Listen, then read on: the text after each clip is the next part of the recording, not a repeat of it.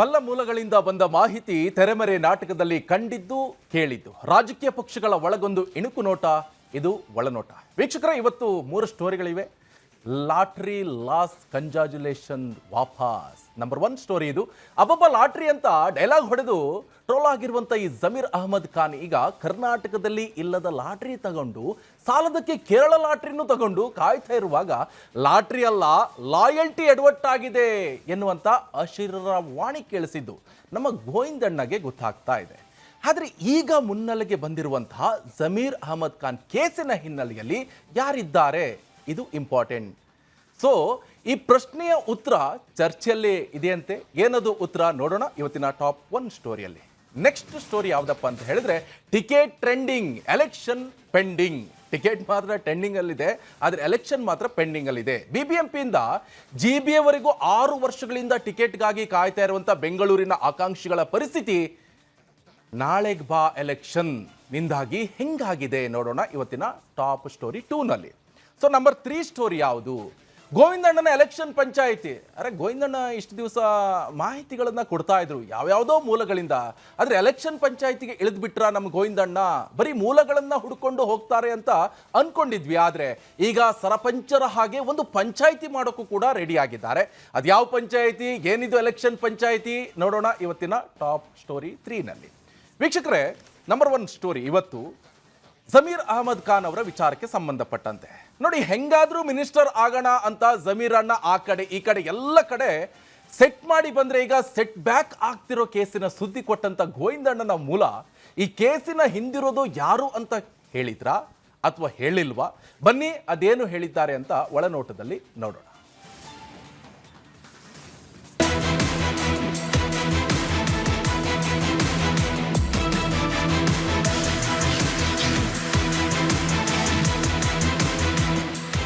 Congratulation brother, congratulation. ಅಪ್ಪಪ್ಪಪ್ಪಪ್ಪ lottery ಅಂತ dialogue ಹೊಡ್ಕೊಂಡು ಎಂಟ್ರಿ ಕೊಟ್ರು ನಮ್ ಗೋವಿಂದಣ್ಣ. ಅರೆ ಗೋವಿಂದಣ್ಣ, ಏನ್ ಜಮೀರ್ ಅಹಮದ್ ಖಾನ್ ಡೈಲಾಗ್ ಹೊಡಿತಾ ಬರ್ತಿದ್ರಲ್ಲ ಅಂದ್ಮೇಲೆ ಏನೋ ಅವ್ರಿಗೆ ಸಂಬಂಧಪಟ್ಟ ಗುಸುಗುಸು ಇವತ್ತು ಅಂತ ಗ್ಯಾರಂಟಿ ಆಯ್ತು. ಅದೇನು ಅಂತ ಹೇಳಿ ಅಂತ ಕೇಳಿದಾಗ ಬಾಯಿ ಬಿಟ್ರು ನೋಡಿ ಜಮೀರ್ ಕತೆ.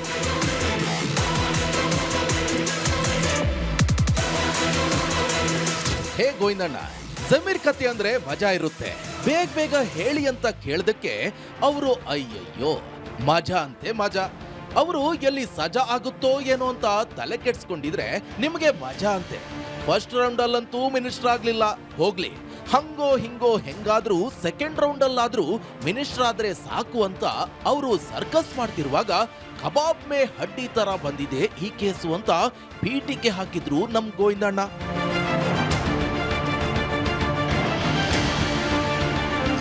ಅರೆ ಗೋವಿಂದಣ್ಣ, ಜಮೀರ್ ಖಾನ್ಗೆ ಕಬಾಬು ಹೊಸತಲ್ಲ, ಹಡ್ಡಿನೂ ಹೊಸತಲ್ಲ. ಕಬಾಬ್ ಮೇ ಹಡ್ಡಿ ಬಂದ್ರೆ ಅವರು ಹಡ್ಡಿನೂ ಪುಡಿ ಪುಡಿ ಮಾಡ್ಕೊಂಡು ತಿಂದು ಬಿಡ್ತಾರಂತೆ. ಹಿಂಗಿರುವಾಗ ನೀವು ಹೇಳ್ತಿರೋ ಆ ಹಡ್ಡಿ ಕೇಸ್ ಯಾವುದು ಅದ್ ಹೇಳಿ ಗೋವಿಂದಣ್ಣ. ಈ ಕಬಾಬ್ ಕ ಹಡ್ಡಿ ಅವರ ಸಚಿವ ಸ್ಥಾನದ ಕನಸಿಗೆ ಅಡ್ಡಿ ಆಗುತ್ತಾ ಹೆಂಗೆ ಅಂತ ಕೇಳಿದಾಗ ಗೋವಿಂದಣ್ಣ ಬಾಯಿ ಬಿಟ್ರು ನೋಡಿ ಕೇಸಿನ ಗುಸುಗುಸು.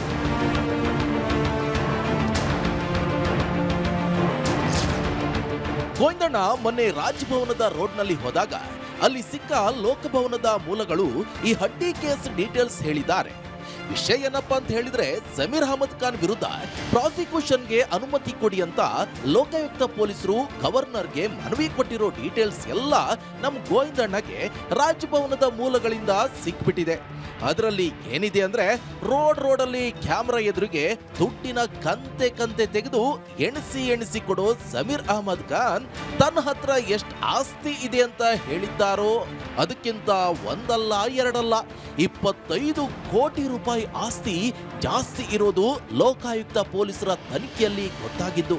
ಇದ್ರ ಬಗ್ಗೆ ಒಂದಲ್ಲ ಎರಡಲ್ಲ 1,000ಕ್ಕೂ ಹೆಚ್ಚು ಪುಟಗಳ ತನಿಖಾ ವರದಿಯನ್ನ ರಾಜ್ಯಪಾಲರಿಗೆ ಲೋಕಾಯುಕ್ತ ಪೊಲೀಸರು ಕೊಟ್ಟಿದ್ದಾರಂತೆ.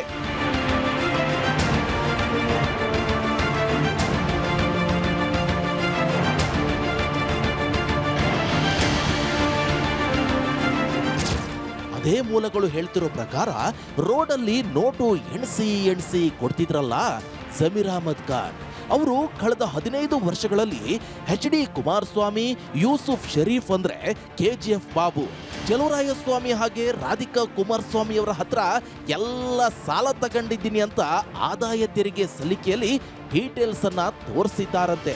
ಆದ್ರೆ ದುರ್ಬಿನ್ ಹಾಕೊಂಡು ಹುಡುಕಿದ್ರು ಇವರಿಗೆಲ್ಲ ತಗೊಂಡಿರೋ ಸಾಲ ವಾಪಸ್ ಕೊಟ್ಟಿರೋ ಡೀಟೇಲ್ಸ್ ಮಾತ್ರ ಇಲ್ವೇ ಇಲ್ವಂತೆ. ರಾಧಿಕಾ ಕುಮಾರಸ್ವಾಮಿ ಹತ್ರ 2 ಕೋಟಿ ರೂಪಾಯಿ ತಗೊಂಡಿದ್ರ ಬಗ್ಗೆ ಅವರು ವಿಚಾರಣೆ ನಡೆಸಿದಾಗ, ಹೌದು 2 ಕೋಟಿ ರೂಪಾಯಿ ನಾನು ಕೊಟ್ಟಿರೋದು ನಿಜ, ಆದ್ರೆ ಅದನ್ನ ಅವರು ಇನ್ವೆಸ್ಟ್ಮೆಂಟ್ಗೆ ಬಳಸ್ಕೊಂಡಿದ್ದಾರೆ ಅಂತ ಹೇಳಿದ್ರೆ, ಇತ್ತ KGF ಬಾಬು ಕೂಡ ನನ್ನ ಹತ್ರ 3 ಕೋಟಿ ರೂಪಾಯಿ ತಗೊಂಡು ಹೂಡಿಕೆ ಮಾಡಿದ್ದಾರೆ ಅಂತ ಪೊಲೀಸರಿಗೆ ಹೇಳಿಕೆ ಕೊಟ್ಟಿದ್ದಾರೆ ಅಂತಿವೆ ಮೂಲಗಳು.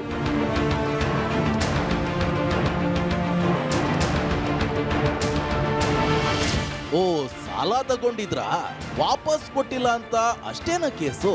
ಸಾಲ ಕೊಟ್ಟವರೇ ಹೇಳಿದಾರಲ್ಲ, ಮತ್ತೆ ಅದನ್ನ ಹೂಡಿಕೆ ಮಾಡಿದ್ದಾರೆ ಅಂತ ಅಲ್ಲಿಗೆ ಮುಗಿತಲ್ವಾ ಅಂತ ಕೇಳಿದ್ರೆ ಗೋವಿಂದಣ್ಣ ತಲೆ ಚಚ್ಕೊಂಡು, ಅರೆ ಇಸ್ಕಿ, ನಿಂಗೆ ಹೆಂಗ ಅರ್ಥ ಮಾಡಿಸೋದು? ಇದು ಬರೀ ಸಾಲದ ಕೇಸ್ ಅಲ್ಲ. ನಿಂಗೆ ಸಾಲ ತಗೊಂಡಿದ್ದು ಹೆಂಗ್ ತಪ್ಪಂದ್ರೆ, ಸಾಲ ತಕೊಂಡು ಇನ್ವೆಸ್ಟ್ಮೆಂಟ್ ಮಾಡಿದ್ರೆ ಅದನ್ನ IT ತೋರಿಸ್ಬೇಕಲ್ವಾ, ಆ ಹೂಡಿಕೆ ಏನಾಯ್ತು ಅಂತ ಹೇಳ್ಬೇಕಲ್ವಾ, ಅದರಿಂದ ಲಾಭ ಬಂದಿದ್ರೆ ಡೀಟೇಲ್ಸ್ ಕೂಡ ಕೊಡ್ಬೇಕಲ್ವಾ, ಹಾಗೆ ಬಂದ ಲಾಭಕ್ಕೆ ಟ್ಯಾಕ್ಸ್ ಕಟ್ಬೇಕಲ್ವಾ, ಅದನ್ನೂ ಮಾಡಿಲ್ಲ ಅಂತ ಲೋಕಾಯುಕ್ತ ಪೊಲೀಸರ ತನಿಖೆಯಲ್ಲಿ ಗೊತ್ತಾಗಿದೆಯಂತೆ. ಆದ್ರೆ ಕೇಸ್ ಇದಿಷ್ಟೇ ಅಲ್ಲ. ಸಮೀರ್ ತಮ್ಮ ತಾವೇ ಘೋಷಿಸಿಕೊಂಡಿರುವ ಆದಾಯಕ್ಕಿಂತ 25 ಕೋಟಿ ರೂಪಾಯಿ ಹೆಚ್ಚು ಆದಾಯ ಹೊಂದಿದ್ದಾರೆ ಅನ್ನೋದು ಮೇನ್ ಕಂಪ್ಲೇಂಟ್ ಅಂತ ಮೂಲಗಳ ಮಾಹಿತಿ ಹೇಳಿದ್ರು ನಮ್ಮ ಗೋವಿಂದಣ್ಣ.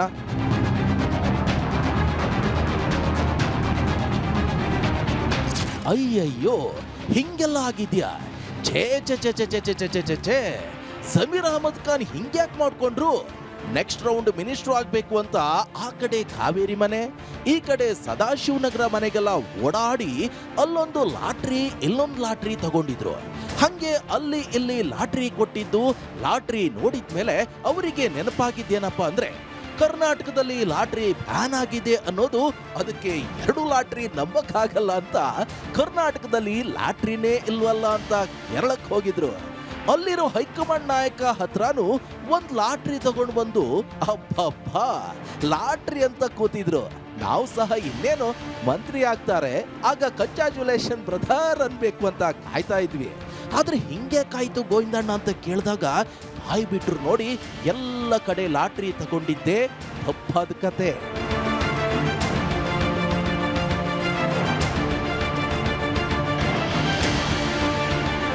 ಗೋವಿಂದಣ್ಣ JP ಭವನದ ಕಡೆ ಹೋದಾಗ ಅಲ್ಲಿ ಕಿವಿಗ್ ಬಿದ್ದ ಸಮೀರ್ ರಾಜಕೀಯ ಹಿಸ್ಟ್ರಿ ಪ್ರಕಾರ, ಅವರು JDS ನಲ್ಲಿದ್ದಾಗ ದೇವೇಗೌಡರ ಕೃಪಕಟಾಕ್ಷದಿಂದ ಚಾಮರಾಜಪೇಟೆ ಕ್ಷೇತ್ರ, ಅದರ ಟಿಕೆಟು ಸಾಲದಕ್ಕೆ ದೇವೇಗೌಡರೇ ಮಾಡಿದ್ದ ದರಿದ್ರ ನಾರಾಯಣ ರ್ಯಾಲಿ ಎಲ್ಲ ಸೇರಿ MLA ಆಗಿದ್ದು. ಅದಕ್ಕೆ ರಿಟರ್ನ್ ಗಿಫ್ಟ್ ಅನ್ನು ಹಾಗೆ ಕುಮಾರಸ್ವಾಮಿ 2020 ಗೌರ್ಮೆಂಟ್ ಮಾಡುವಾಗ ಇವರು ಬಸ್ ಡ್ರೈವರ್ ಕೆಲಸದವರೆಗೂ ಮಾಡಿದ್ದು ಎಲ್ಲ ನಡೆದಿದೆಯಂತೆ. ಆಮೇಲೆ ಸಿದ್ದರಾಮಯ್ಯ ಜೊತೆ ಹೋಗಿ ಅವರೇ ಮುಂದಿನ CM ಅನ್ನೋ ಅಭಿಯಾನ ಮಾಡಿದ್ದು ಆಗಿದೆ. ಆಮೇಲೆ DK CM ಆಗೋದು ಗ್ಯಾರಂಟಿ ಆಗ್ತಿದ್ದ ಹಾಗೆ ಕ್ಯಾಂಪ್ ಬದಲಿಸಿದ್ದೂ ಆಗಿದೆಯಂತೆ. ಆದ್ರೆ ಅಲ್ಲಿ ಇಲ್ಲಿ ಮಧ್ಯದಲ್ಲಿ ಎಲ್ಲರ ಹತ್ರನೂ ಮೋರ್ ಲಾಯಲ್ ದ್ಯಾನ್ ಕಿಂಗ್ ಅನ್ನೋ ಹಂಗಿದ್ದವರು ಕಡೆಗೆ ಲಾಯಲ್ಟಿನ ಲಾಟ್ರಿ ತರ ಬ್ಯಾನ್ ಮಾಡಿದ್ದೆ ಲಾಸ್ ಲಾಟ್ರಿ ಆಗೋಕೆ ಕಾರಣ ಅಂತೆ. ಅದೇ ಮೂಲಗಳು ಮಾತನಾಡಿದ್ದು ನಮ್ಮ ಒಳನೋಟಕ್ಕೆ ಕಂಡಿದೆ.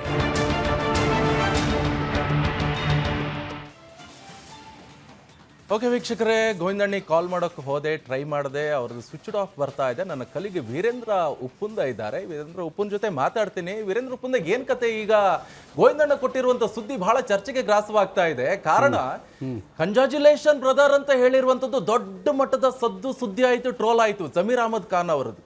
ಆದ್ರೆ ಈ ಪ್ರಸ್ತುತ ವಿದ್ಯಮಾನದಲ್ಲಿ ಜಮೀರ್ ಅಹಮದ್ ಖಾನ್ ಅವರಿಗೆ ಯಾರು ಕೂಡ ಕಂಗ್ರಾಚುಲೇಷನ್ ಬ್ರದರ್ ಅಂತ ಹೇಳೋಕೆ ಕಾಲೇ ಬರಲ್ವೇನು ಅಂತ ಹೇಳಿದ್ರೆ, ಇದ್ರ ಅರ್ಥ ಈ ಫಸ್ಟ್ ಕ್ಯಾಬಿನೆಟ್ ಲಿಸ್ಟ್ ಬಂತಲ್ವಾ, ಆ ಸಂದರ್ಭದಲ್ಲಿ ಆಡಿಯೋ ಬಿಡುಗಡೆ ಆಯ್ತು. ಈಗ ಸೆಕೆಂಡ್ ಕ್ಯಾಬಿನೆಟ್ ಲಿಸ್ಟ್ ಬರುವಂತ ಸಂದರ್ಭದಲ್ಲಿ, ಅದು ಆಷಾಢ ಕಳೆದ ಮೇಲೆ ಬರುತ್ತೋ ಅದು ಬಿಫೋರ್ ಬರುತ್ತೋ ಆ ಪ್ರಶ್ನೆ ಬೇರೆ. ಆದ್ರೆ ಸೆಕೆಂಡ್ ಕ್ಯಾಬಿನೆಟ್ ಇನ್ನೇನು ಲಿಸ್ಟ್ ಬರುವಂತ ಹೊತ್ತು ಅಲ್ಲಿ ಇದೇನಿದು ಪ್ರಾಸಿಕ್ಯೂಷನ್ ಯಾರು ಮಾಡಿಸ್ತಾ ಇದ್ದಾರೆ ಅಂತ ಏನಾದ್ರು ಗೋವಿಂದಣ್ಣ ಹೇಳಿದ್ರ ಹಿಂದ್ಗಡೆಯಿಂದ? ನಿಕೇಶ್, ಗೋವಿಂದಣ್ಣರ ಹತ್ರನು ನಾನು ಹಿಂಗೆ ಕೇಳಿದೆ, ನೀವು ಕೇಳಿದ್ರಲ್ಲ ಯಾರು ಇದ್ರ ಹಿಂದೆ ಇರೋದು ಯಾರು ಅಂತೇಳಿ. ಅವರು ನೋಡಿ ಹಂಗೆಲ್ಲದೂ ಹೇಳಕ್ಕಾಗಲ್ಲ, ಕೆಲವು ಸತಿ ಗೊತ್ತಿದ್ರು ಹೇಳಕ್ಕಾಗಲ್ಲ. ಹೇಳುವುದಕ್ಕೂ ಕೇಳುವುದಕ್ಕೂ ಇದು ಸಮಯ ಅಲ್ಲ ಅಂತಲೇ ಅವ್ರದ್ದೊಂದು ಯಾವಾಗ್ಲೂ ಹೇಳೋ ಡೈಲಾಗ್ ಇದೆ. ಆ ಡೈಲಾಗ್ ಹೊಡೆದ್ರು.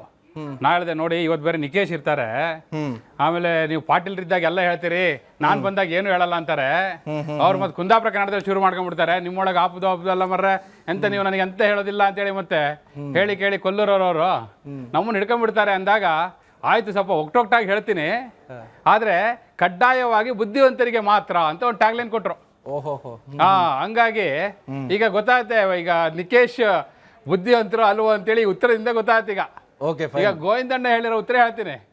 ಅವ್ರು ಏನ್ ಹೇಳಿದ್ರಂದ್ರೆ, ಕೆಲವು ಸಂಬಂಧಗಳು ರಾಜಕಾರಣದಲ್ಲಿ ಅಂಕಗಣಿತ ಇದ್ದದ್ದು ರೇಖಾಗಣಿತವು, ರೇಖಾಗಣಿತ ಇದ್ದದ್ದು ಸೂತ್ರಗಳಿರುವ ಬೀಜಗಣಿತ, ಯಾವ್ದು ಆಲ್ಜಿಬ್ರಾ ಅದೆಲ್ಲ ಆಗ್ಬಿಡುತ್ತೆ.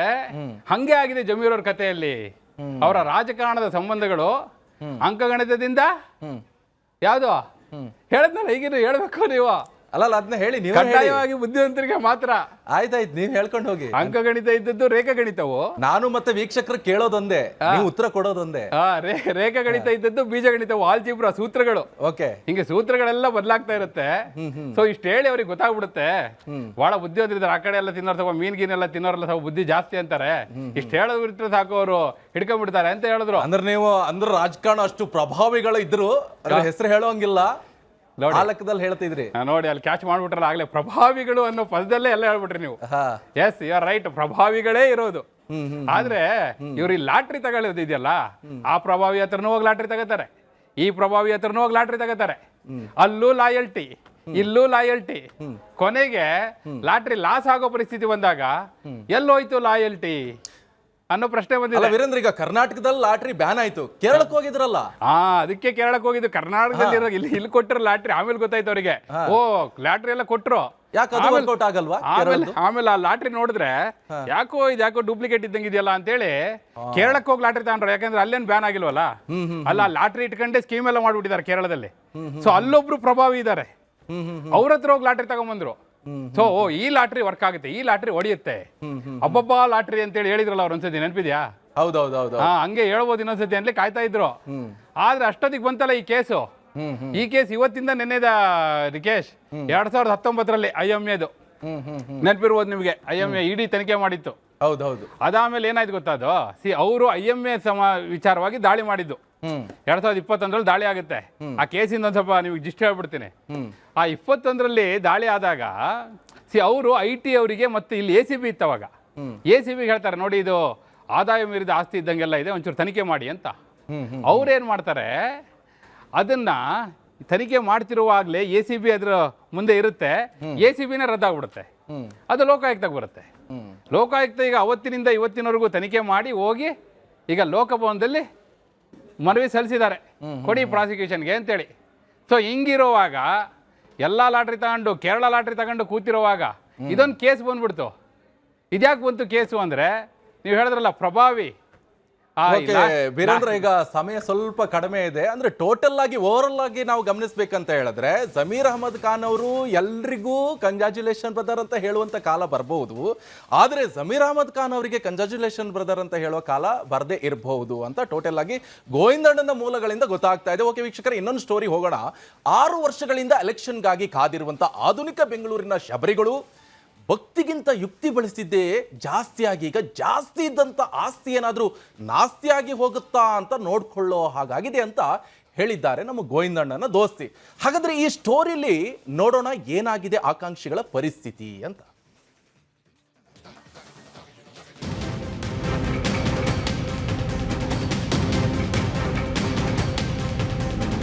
ಕೈಯಲ್ಲಿ ಕಮಲದ ಹೂ ಹಿಡ್ಕೊಂಡು ಓಡಾಡ್ತಿದ್ದವರ ಸ್ಥಿತಿ ಈಗ ಕಿವಿಯಲ್ಲಿ ಕಮಲದ ಹೂ ಇಟ್ಕೊಂಡಂಗೆ ಆಗಿದ್ಯಂತೆ. ಇತ್ತ ಹೋದೆಡೆ ಬಂದೆಡೆ ಹಸ್ತ ತೋರಿಸ್ತಾ ಇದ್ದವರು ಕೈಯಲ್ಲಿ ಸಾಲದ ಪುಸ್ತಕ ಹಿಡ್ಕೊಂಡಿದ್ದಾರಂತೆ. ಅತ್ತ ತೆನೆ ಹೊತ್ತ ಮಹಿಳೆಯ ನಂಬಿದವರು ತಲೆ ಮೇಲೆ ಸಾಲದ ಹೊರೆ ಹೊತ್ಕೊಂಡಿದ್ದಾರಂತೆ. ಇವರದ್ದೆಲ್ಲ ಒಳ್ಳೆ ಕತೆ ಅಂದ್ರು ನಮ್ ಗೋವಿಂದಣ್ಣ. ಅರೆ ಗೋವಿಂದಣ್ಣ, ಇದೇನಿದು ಒಗಟೊಗಟಾಗಿ ಒಂದೇ ಸರ್ತಿ 3 ಪಕ್ಷದ ಕತೆ ಹೇಳೋ ಹಂಗೆ ಕಾಣ್ತಿದೆ. ಈ ಕಡೆ ಕಿವಿಲಿ ಕಮಲದ ಹೂ ಅಂತೀರಿ, ಆ ಕಡೆ ಹಸ್ತದಲ್ಲಿ ಸಾಲದ ಬಿಲ್ ಅಂತೀರಿ. ಇದರ ಮಧ್ಯದಲ್ಲಿ ಸಾಲದಕ್ಕೆ ಮಹಿಳೆ ಹೊತ್ತಿರೋದು ತೆನೆಯಲ್ಲ, ಸಾಲದ ಹೊರೆ ಅಂತಿದ್ದೀರಿ. ಏನ್ ನಿಮ್ ಕತೆ ಅಂದಾಗ ಬಾಯ್ಬಿಟ್ರು ನೋಡಿ, 3 ಪಕ್ಷದ 6 ವರ್ಷಗಳಿಂದ ಕಾಯ್ತಿರೋ ಆಕಾಂಕ್ಷಿಗಳ ಕತೆ.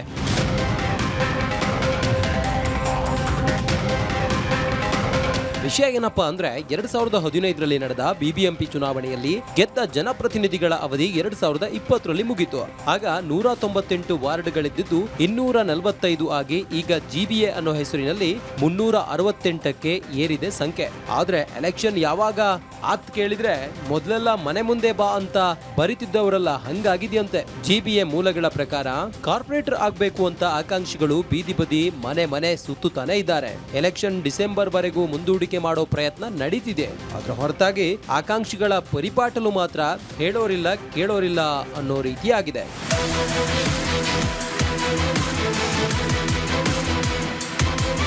ಆರು ವರ್ಷಗಳಿಂದ ಕಾಯ್ತಿರೋ ಆಕಾಂಕ್ಷಿಗಳ ಮೂಲಗಳ ಪ್ರಕಾರ ಎಲೆಕ್ಷನ್ ಈಗ ಬರುತ್ತೆ, ನಾಳೆ ಬರುತ್ತೆ, ನಾಡಿದ್ದು ಬರುತ್ತೆ ಅಂತ ಮನೆ ಮನೆಗೆ ಹೋಗಿ ಕೊಟ್ಟ ಖಾಲಿ ಕಸದ ಬುಟ್ಟಿ ಆಗ್ಲೇ ಮುರಿದು ಹೋಗಿದೆ. ಹಬ್ಬಕ್ಕೂ ಹಾಕಿದ ಬ್ಯಾನರ್ಗಳು ಹರಿದು ಹೋಗಿವೆ. ಓಟಿಗಾಗಿ ಕೊಟ್ಟ ಫುಡ್ ಕಿಟ್ಟು ಯಾವಾಗ್ಲೂ ಖಾಲಿಯಾಗಿದೆ. ಆದ್ರೆ ಎಲೆಕ್ಷನ್ ಮಾತ್ರ ನಾಳೆ ಬಾ ಅನ್ನೋ ಹಂಗಾಗಿದೆಯಂತೆ. ಒಂದೊಂದು ಪಾರ್ಟಿಯ ಆಕಾಂಕ್ಷಿಗಳದ್ದು ಒಂದೊಂದು ಕತೆ. ಈತ ಕ್ವಿನ್ಸ್ ರೋಡಿನ ಕಚೇರಿಯಲ್ಲಿ ಕಾಯ್ತಿರೋ ಆಕಾಂಕ್ಷಿಗಳ ಮೂಲಗಳ ಪ್ರಕಾರ ಡಿಕೆ ಶಿವಕುಮಾರ್ ಕೆಪಿಸಿಸಿ ಅಧ್ಯಕ್ಷರಾಗಿದ್ದಾಗ ಜಿಬಿಎ ಎಲೆಕ್ಷನ್ ಟಿಕೆಟ್ ಬೇಕಾದವರು ಫಾರಂ ತಗೊಳ್ಳಿ ಅಂತ 1 ಲಕ್ಷ ರೂಪಾಯಿವರೆಗೂ ಚಾರ್ಜ್ ಮಾಡಿದ್ದಾರೆ. ದುಡ್ಡು ಕೊಟ್ಟು ಅಪ್ಲಿಕೇಶನ್ ಹಾಕಿದವರು ಅಧಿಕೃತ ಬರೀ 1 ಲಕ್ಷ, ಅನಧಿಕೃತ ಎಷ್ಟೋ ಖರ್ಚಾಗಿ ಹೋಗಿದೆ. ಭಾರತ ಎಲೆಕ್ಷನ್ಗೆ ಸಿಗದ ಟಿಕೆಟ್ಗೆ ಸಲಾಂ ಹೊಡೆದು ಸೊಂಟ ಬಿದ್ದೋಗಿದೆಯಂತೆ. ಈತ ಕಮಲ ಪಕ್ಷ ಹಾಗೂ ಜೆಪಿ ಭವನದ ಮೂಲಗಳ ಪ್ರಕಾರ ಅಲ್ಲಿ ಜೇಬು ಖಾಲಿ ಮಾಡಿಕೊಂಡು 11 ವರ್ಷದಿಂದ ಕಾಯ್ತಿರೋ ಆಕಾಂಕ್ಷಿಗಳ ಬಳಿ ಹೋಗಿ ತಾಳಿದವನು ಬಾಳಿಯಾನು, ನಿಧಾನವೇ ಪ್ರಧಾನ ಅಂತ ಉಪದೇಶ ಮಾಡಿದವರು ಮತ್ತೆ ವಾಪಸ್ ಬಂದಿಲ್ವಂತೆ.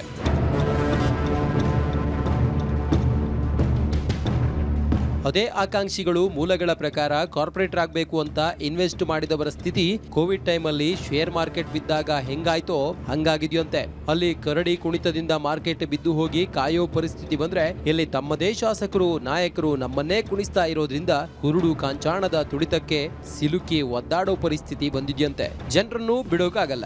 ಚರಂಡಿ ಕ್ಲೀನ್ ಮಾಡಿಸಿ ಅಂದ್ರೆ ಮಾಡಿಸ್ಬೇಕು. ಅಕೌಂಟ್ ಕ್ಲೀನ್ ಆಗಿದ್ದು ಹೇಳೋಕಾಗತ್ತಾ? ಕಾಫಿ ಟೀ ಕುಡಿಸ್ಬೇಕು, ತಿಂಡಿ ತಿನ್ನಿಸ್ಬೇಕು. ಹೋಗ್ಲಿ, ತಿಂಡಿ ತಿಂದವರು ಒಳ್ಳೆ ಮಾತಾದ್ರೂ ಹೇಳ್ತಾರ ನೋಡಿದ್ರೆ ಅಧಿಕಾರದಲ್ಲಿ ಇದ್ದಾಗ ನಮ್ದೆಲ್ಲ ಕಡದ್ದಾಗಿ ತಿಂದಿಲ್ವಾ, ಈಗ ತಿನ್ನಿಸ್ಲಿ ಬಿಡಿ ಅನ್ನೋ ಮಾತು ಕೇಳಿ ತಿನ್ನೋದು ಬೇಡ, ತಿನ್ನಿಸೋದು ಬೇಡ, ಎಂದೂ ಬಾರದ ಈ ಎಲೆಕ್ಷನ್ ಸವಾಸವೇ ಬೇಡ ಅಂತ ಆಕಾಂಕ್ಷಿಗಳೇ ಸಾಕಾಗಿ ಹೋಗಿರೋದು ನಮ್ಮ ಒಳನೋಟಕ್ಕೆ ಕಂಡಿದೆ.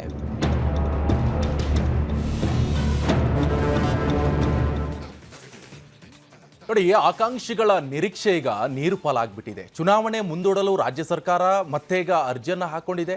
2ನೇ ಸಾಲಿನ ನಾಯಕರ ಬಗೆಗಿಲ್ಲ ಮುತುವರ್ಜಿ. ಅದು ಯಾವಾಗ ಮುತುವರ್ಜಿ ತಗೊಳ್ತಾರೋ ಗೊತ್ತಿಲ್ಲ. ಆಕಾಂಕ್ಷಿಗಳ ಚುನಾವಣೆ ನಿರೀಕ್ಷೆ ಮತ್ತೀಗ ನೀರು ಪಾಲಾಗ್ಬಿಟ್ಟಿದೆ. ಟಿಕೆಟ್ಗಾಗಿ ಇನ್ವೆಸ್ಟ್ ಮಾಡಿ ಕಾಯ್ತಿದ್ದವರು ಕಂಗಾಲಾಗಿ ಹೋಗಿದ್ದಾರೆ. ಇನ್ಯಾವಾಗಪ್ಪ ಅಂತ. ಸೊ ಈ ವರ್ಷ ಎಲೆಕ್ಷನ್ ಆಗುತ್ತೆ ಎನ್ನುವಂಥ ಆಸೆಯನ್ನ ಇಟ್ಕೊಂಡವರಿಗೆ ಈಗ ತಣ್ಣೀರು ಬಟ್ಟೆ ಮೂರಗತಿಯಾಗಿದೆ. ಪ್ರಜಾಪ್ರಭುತ್ವದ ಮೂಲ ಆಶಯ ಕೇಳೋರು ಯಾರು? ಇದು ಪ್ರಶ್ನೆ. ಪ್ರಜಾಪ್ರಭುತ್ವದ ಮೂಲ ಆಶಯ ಕೇಳೋರು ಯಾರು ಎನ್ನುವಂಥ ಪ್ರಶ್ನೆ ಉದ್ಭವ ಆಗ್ತಾ ಇದೆ. ಈ ಬಗ್ಗೆ ಮಾತನಾಡೋಣ. ನನ್ನ ಕಲೀಗ ವೀರೇಂದ್ರ ಉಪ್ಪುಂದ ನೇರ ಸಂಪರ್ಕದಲ್ಲಿ ಜಾಯ್ನ್ ಆಗಿದ್ದಾರೆ. ವೀರೇಂದ್ರ, ಏನ್ ಕತೆ ಬಹಳ ದೊಡ್ಡದಿದೆ. ಯಾಕಂದ್ರೆ 3 ವರ್ಷ ಅಷ್ಟೇ ಅಲ್ಲ, ಇದು ಚಿಕ್ಕದಾಗಿ ಹೇಳ್ಬಿಡಿ. ಈ ಸರ್ಕಾರದ್ದು 3 ವರ್ಷದ್ದು. ಇದ್ರ ಹಿಂದೆ ಈಗ 2020ರಲ್ಲಿ ಮುಗೀತು ಅವಧಿ, ಹೌದಾ? ಅವತ್ತಿಂದ ನೋಡಿ, ಯಾರ್ಯಾರು ಕಾರ್ಪೊರೇಟರ್ ಆಗ್ಬೇಕಲ್ಲಿ ಕಾಯ್ತಿದ್ದಾರೆ ಅವರಿಗೆ ಒಂದೊಂದು ದಿನವೂ ಲಾಸು. ಆಯ್ತಾ? ಯಾರ್ಯಾರು MLAಗಳಾಗಿದ್ದಾರಲ್ಲ, ಅವಾಗಿರ್ಬೋದು ಇವಾಗಿರ್ಬೋದು, ಅವರಿಗೆ ಒಂದೊಂದು ದಿನವೂ ಬೋನಸ್ಸು. ಅವ್ರಿಗೆ ಲಾಸು, ಇವ್ರಿಗೆ ಬೋನಸ್ಸು. ಬೋನಸ್ ಸಿಗ್ಬೇಕಾದ್ರೆ ಬಿಡ್ತಾರಾ ನಿಕೇಶ್? ಇಲ್ಲಪ್ಪ, ಬರ್ಲಿ ಇನ್ನು ಬೋನಸ್ ಬರ್ಲಿ ಅಂತ. ನಿಮಗೆ ಬೋನಸ್ ಕೊಟ್ರೆ ಬಿಡ್ತೀರಾ? ಬೋನಸ್ ಕೊಟ್ರೆ ಬಿಡ್ತೀರಾ? ಹಂಗೆ ಅವರಿಗೂ ಬೋನಸ್ ಸಿಗ್ತಾ ಇದೆ. ಬೋನಸ್ ಬರ್ಲಿ ಅಲ್ಲಿ ತಗೋತಾ ಇದ್ದಾರೆ. ಆಮೇಲೆ ಈ ಸರ್ಕಾರದಲ್ಲಿ ನೋಡಿ, ಆ ಕಡೆ ಸಚಿವಾಕಾಂಕ್ಷಿಗಳು ಅವರು ಕಾಯ್ತಾ ಇದ್ದಾರೆ.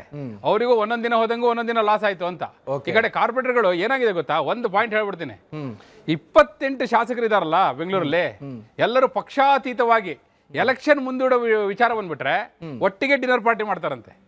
ನೀವು ಯೋಚನೆ ಮಾಡಿ ಅಲ್ಲಿಗೆ. ಈ ಪಾರ್ಟಿಗಳ ಕತೆ ಏನಾಗಬೇಕು? 369 ವಾರ್ಡ್ಗಳು, ಆ 369 ವಾರ್ಡ್ಗಳಲ್ಲಿ ಕಾರ್ಪೊರೇಟರ್ ಆಗ್ಬೇಕಲ್ಲಿ ಕಾಯ್ತಿದಾರಲ್ಲ, ಆ ಪಾರ್ಟಿಗಳ ಕತೆ ಏನಾಗಬೇಕು ಅಂದ್ರೆ ಈಗ ಹೇಳಿದಾರಲ್ಲ ಗೋವಿಂದಣ್ಣ ಎಲ್ಲ ಕತೆ, ಆ ಕತೆ ಆಗ್ಬಿಟ್ಟಿದೆ ಅಂತೇಳಿ ಅದೇ ಮೂಲಗಳು ಹೇಳ್ತಾ ಇರೋದು ನಿಕೇಶ್. ಇಲ್ಲಿಗೆ ಬಂದು ನಿಂತಿದೆ ನೋಡಿ ಕತೆ. ಅಂದ್ರೆ ಈಗ ಸದ್ಯ ಪರಿಸ್ಥಿತಿ ಏನ್ ಕತೆ ಹಾಗಾದ್ರೆ? ಆಗತ್ತಾ ಇಲ್ವಾ? ಅಲ್ಲ, ಮತ್ತೆ ಡೇಟ್ ಅನೌನ್ಸ್ ಮತ್ತೆ ಏನಾದ್ರು ಮುಂದೂಡಿಕೆ ಆಗತ್ತಾ? ಈಗ ಆಲ್ರೆಡಿ ಅರ್ಜಿ ಹಾಕಿದ್ದಾರೆ ಡಿಸೆಂಬರ್ 31ರೊಳಗೂ ಮುಂದೂಡಿ ಅಂತೇಳಿ. ಈಗ ಕತೆ ಏನಂದ್ರೆ ಸುಪ್ರೀಂ ಕೋರ್ಟ್ ಕಡೆ ಈಗ ಎಲ್ಲ ನೋಡ್ತಾ ಇದ್ದಾರೆ ಅದೇ ಕತೆ. ಈಗ ಸುಪ್ರೀಂ ಕೋರ್ಟ್ ಏನ್ ಮಾಡುತ್ತೆ? ಈಗ ಸುಪ್ರೀಂ ಕೋರ್ಟ್ ಮುಂದೆ ಈಗ ಅರ್ಜಿ ಹಾಕಿದಾರಲ್ಲ, ಅವ್ರೇನ್ ಹೇಳ್ತಾರೆ ಅನ್ನೋದನ್ನ ಈಗ ಕಾಯ್ತಾ ಇದ್ದಾರೆ. ಅದಾದ್ಮೇಲೆ ಶುರು ಆಗುತ್ತೆ ಇಲ್ಲಿ ಬೆಂಗಳೂರಲ್ಲಿ ಹೊಸ ಹರಿಕತೆ. ಅದನ್ನ ಮುಂದೆ ಹೇಳೋಣ. Okay okay, thank you. ಮತ್ತೆ ಮಾತಾಡ್ತೀನಿ ನಿಮ್ಮ ಜೊತೆ. ವೀಕ್ಷಕರೀಗ ಇನ್ನೊಂದು ಸ್ಟೋರಿ ಹೋಗೋಣ. ಊರಲ್ಲಿ ಏನ್ ಪ್ರಾಬ್ಲಮ್ ಆದ್ರೂ ಕೂಡ ಅವ್ರು ಪಂಚಾಯಿತಿ ಮಾಡ್ತಾರೆ, ಆದ್ರೆ ಅವರೇ ಕಾಯ್ತಿರುವಂತ ಪಂಚಾಯಿತಿ ಎಲೆಕ್ಷನ್ನೇ ಆಗದೆ ಹೋದ್ರೆ ಯಾರ ಹತ್ರ ಹೋಗಿ ಪಂಚಾಯಿತಿ ಮಾಡಿಸಿ ಅಂತ ಕೇಳೋದು. ಇಂತಹ ಪಂಚಾಯಿತಿ ವೀರರು ನಮ್ಮ ಗುಸುಗುಸು ಗೋವಿಂದಣ್ಣನ ಕಣ್ಣಿಗೆ ಬಿದ್ದಿದ್ದೇ ತಡ ಶುರುವಾಯ್ತು ನೋಡಿ ಪಂಚಾಯಿತಿಯ ಪಂಚಾಯಿತಿ.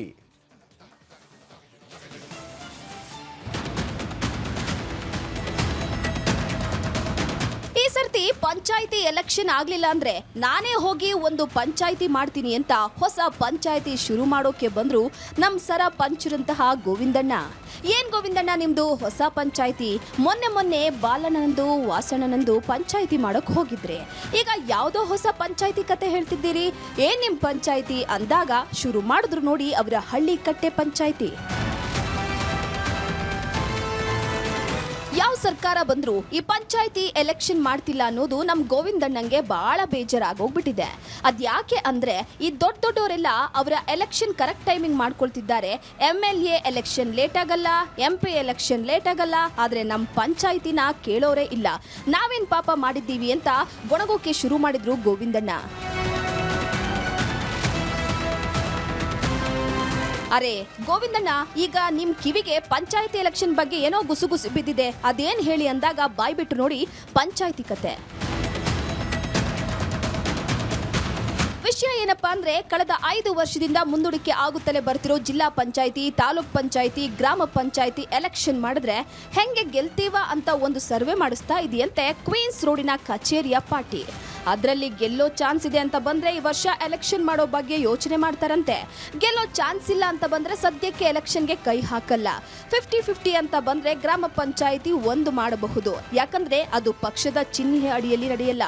ಯಾರ್ ಗೆದ್ರು ನಾವೇ ಗೆದ್ದಿದ್ದು ಅಂತ ಹೇಳ್ಕೋಬಹುದಲ್ಲ ಅಂತ ಮಾತನಾಡ್ಕೊಳ್ತಾ ಇದ್ದಿದ್ದು ಅಲ್ಲೇ ಕ್ವೀನ್ಸ್ ರೋಡ್ ಅಲ್ಲಿ ಓಡಾಡ್ತಾ ಇದ್ದ ನಮ್ ಗೋವಿಂದಣ್ಣನ ಕಿವಿಗೆ ಬಿದ್ದಿದೆ.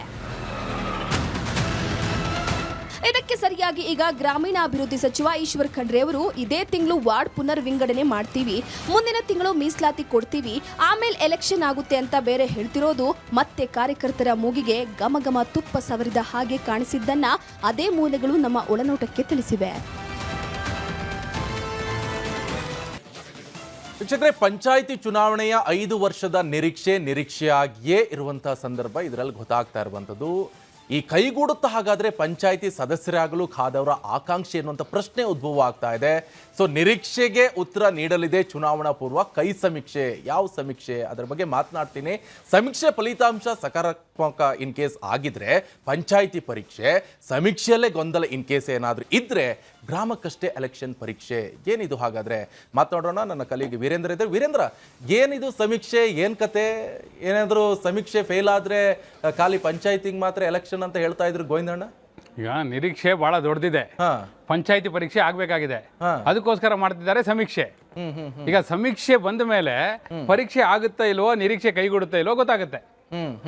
ಈಗ ಸಮೀಕ್ಷೆ ಬರೋವರೆಗೂ ಈ ನಿರೀಕ್ಷೆ ಇಟ್ಕೊಂಡವರಲ್ಲ ಪರೀಕ್ಷೆ ಆಗುತ್ತಾ ಇಲ್ವೋ ಅಂತ ಕಾಯ್ತಾ ಇರ್ಬೇಕು. ಈ ಪರೀಕ್ಷೆಯ ಕಾಯುವಿಕೆಯಲ್ಲಿ ನಿರೀಕ್ಷೆ ನೀರ್ಪಾಲಾಗ್ತಾ ಇದೆ. ಹಿಂಗಾಗಿ ಈಗ ಬರ್ಬೇಕಾಗಿರೋದೇನು? ಸಮೀಕ್ಷೆ. ಆ ಸಮೀಕ್ಷೆಯಲ್ಲೇ ಉತ್ತರ. ಯಾಕೆ ಈ ಸಮೀಕ್ಷೆ ಯಾಕೆ ಅಂದ್ರೆ ಇವ್ರ ಆಕಾಂಕ್ಷೆ ಎಲ್ಲ ಇದೆಯಲ್ಲ, ಈ ಆಕಾಂಕ್ಷೆ ಎಲ್ಲ ಸರಿ ಇದೆ ನಿಕೇಶ್, ಆದ್ರೆ ಈ ರಾಜ್ಯ ಸರ್ಕಾರದಲ್ಲಿ ಅಧಿಕಾರದಲ್ಲಿ ಕೂತವ್ರ ಆಕಾಂಕ್ಷೆ ಏನಪ್ಪಾ ಅಂದ್ರೆ ಅದು ಗೆಲ್ಲಬೇಕು ಅನ್ನೋ ಆಕಾಂಕ್ಷೆ ಅವ್ರದ್ದು. ಪರೀಕ್ಷೆಗೆ ಹೋಗಕ್ ರೆಡಿ, ಆದ್ರೆ ಆಕಾಂಕ್ಷೆ ಕೈಗೂಡ್ಬೇಕಲ್ಲ. ಒಂದ್ ವೇಳೆ ಸೋತ್ ಬಿಟ್ರೆ ಅದು 2028 ಪರೀಕ್ಷೆ ಮೇಲೆ ಪ್ರಭಾವ ಬೀರುತ್ತೆ ಅಂತ ಹೇಳಿ ಹಿಂಗಾಗಿ ನಿರೀಕ್ಷೆ ಇಟ್ಕೊಂಡಿರಲ್ಲ, ನಿರೀಕ್ಷೆ ಹಂಗೆ ಇಟ್ಕೊಂಡಿರಿ.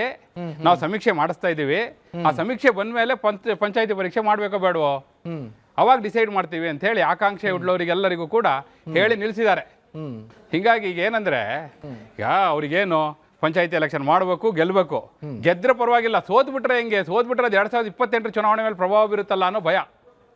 ಈ ಕಾರಣಕ್ಕಾಗಿ ಆದ್ರೆ 28 ಎಲೆಕ್ಷನ್ ಮುಗ್ದ್ರ ಮೇಲೆ ಶುರು ಮಾಡ್ತಾರೆ ಏನ್ ಕತೆ ಹಾಗಾದ್ರೆ? ಅದೇ ಇರೋದೀಗ. ಯಾಕಂದ್ರೆ ಹಿಂದಿನ ಸರ್ಕಾರ ಹಂಗೆ ಮಾಡ್ಬಿಡ್ತು. 23ರ ಚುನಾವಣೆ ಮುಗಿದ್ರೂ ಮಾಡ್ಲಿಲ್ಲ, 21ರಲ್ಲಿ ಆಗ್ಬೇಕಿತ್ತು. 23ರ ಚುನಾವಣೆ ಆದ್ರೂ ಈಗ 28ರ ಚುನಾವಣೆ ಹತ್ರ ಬಂದ್ರು ಇನ್ನೂ ಆಗಿಲ್ಲ, 5-6 ವರ್ಷ ಆಗೋಯ್ತು. ಹಿಂಗಾಗಿ ಈಗ ಏನು ಕಾರ್ಯಕರ್ತರನ್ನೆಲ್ಲ ಹುರುಪಲ್ಲಿ ಇಡಬೇಕು, ಅದಕ್ಕೋಸ್ಕರ ಮಾಡ್ತೀವಿ. ಈಗ ಪ್ರಿಯಾಂಕ್ ಖರ್ಗೆ ಇದ್ರು ಮೊದಲು RDPR ಮಿನಿಸ್ಟ್ರು, ಅವ್ರು ಎಷ್ಟು ಸತಿ ಹೇಳಿಕೆ ಕೊಟ್ಟಿದ್ದಾರೇನೋ ಮಾಡ್ತೀವಿ ಅಂತ ಹೇಳಿ. ಈಗ ಮಧ್ಯದಲ್ಲಿ ಒಂದು ದಾರಿ ಕಂಡುಕೊಂಡಿದ್ದಾರಂತೆ, ಈ ಗ್ರಾಮ ಪಂಚಾಯತಿ ಪರೀಕ್ಷೆಗೆ ಮಾತ್ರ ಹೋಗೋದು. ಯಾಕೆ? ಅದರಲ್ಲಿ ಯಾವ್ದು ಚಿಹ್ನೆಗಳಿರಲ್ಲ, ಕಾಂಗ್ರೆಸ್, BJP, JDS ಯಾವ್ದು ಇರಲ್ಲ. ಅದೊಂಥರ ಲಿಟ್ಮಸ್ ಟೆಸ್ಟ್ ತರ ಮಾಡಿ ನೋಡೋದು ಅನ್ನೋದು ಒಂದು ಇದೆಯಂತೆ ಆಕಾಂಕ್ಷೆ. ಅಲ್ಲ, ಇದೆಲ್ಲ ಮಾಡ್ತಾ ಇದ್ರೆ ಈ ಸಿಸ್ಟಮ್ ಚೇಂಜ್ ಆಗಲ್ವಾ ಅಂತ. ಈಗ ಸಿಸ್ಟಮ್ ಚೇಂಜ್ ಆಗುತ್ತಲ್ವಾ, ಆಗೋ ಟೈಮ್ ಎಲೆಕ್ಷನ್ ಆಗ್ಬೇಕಪ್ಪ, ತಾಲೂಕ್ ಪಂಚಾಯತಿ ಅಥವಾ ಪಂಚಾಯತಿ, GB ಇದೆಲ್ಲ ಆದ್ರೆ ಮಾತ್ರ ಚೆನ್ನಾಗಿರುತ್ತೆ. ಓಕೆ ಫೈನ್ ವೀರೇಂದ್ರ ಒಪ್ಪುಂದ, ಈಗಾಗಲೇ ಗಮನಿಸ್ತಾ ಇದ್ವಿ ವೀಕ್ಷಕರೇ, ಎಲೆಕ್ಷನ್ ಆಗೋ ಟೈಮಿಗೆ ಆದ್ರೆ ಮಾತ್ರ ಎಲ್ಲವೂ ಕೂಡ ವ್ಯವಸ್ಥೆ ಚೆನ್ನಾಗಿರುತ್ತೆ ಅನ್ನುವಂಥದ್ದು ನಮ್ಮ ದೃಷ್ಟಿಕೋನದಲ್ಲಿ ಕಂಡಿದ್ದು. ಸಾರ್ವಜನಿಕ ದೃಷ್ಟಿಕೋನದಲ್ಲೂ ಕೂಡ ಇದೇ ಮಾತು ವ್ಯಕ್ತವಾಗ್ತಾ ಇರುವಂಥದ್ದು. ಇದಾಗಿತ್ತು ಇವತ್ತಿನ ವಿಶೇಷ. ನೀವು ನೋಡ್ತಾ ಇರಿ ರಿಪಬ್ಲಿಕ್ ಕನ್ನಡ, ಇದು ನಿಮ್ಮ ಧ್ವನಿ.